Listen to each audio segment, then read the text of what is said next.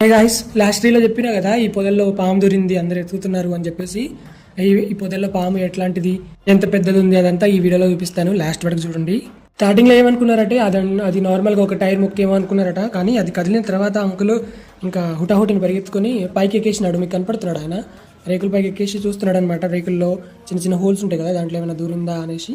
అలాగా పొద్దున 3కి మొదలు పెట్టినారా. పొద్దున కాదు, సాయంత్రం పూట 3కి మొదలు పెడితే రాత్రి 8 అయింది. ఆ పాము కనపడలేదు. ఇదిగోండి చిన్నది ఉంది కానీ పాము అంటే భయంకరమైంది కదా, చిన్నదైనా పెద్దదైనా అది ప్రాణాలు తీసేది కాబట్టి దాన్ని చంపేశారు. చూస్తుంటేనే భయం వేస్తుంది. ఆయన ఎల్లగొడుతున్నాడో ఏమిటో. ఏదైనా పాము అంటే చాలా భయం వేస్తుంది కదా. దాన్ని చంపేసిన దాని తోకలో ఇంకా ప్రాణం ఉంది. అది తోక ఆడిస్తూనే ఉంది. అయినా సరే దాన్ని తీసుకెళ్లి కాల్ చేసినారనమాట. మన వైపు రూపాయి బిళ్ళ పెడతారు కదా, లోట్లో పెట్టేసి పొలంలోకి వెళ్ళి కాల్ చేస్తారు. మరి ఇక్కడ ఎలా చేస్తారో తెలియదు. ఆయన తీసుకెళ్తున్నాడు, మరి కాల్చినాడో లేదో తెలియదు. నేను కూడా వెళ్ళిన వాళ్ళతో పాటు. ఆయన అడవిలోకి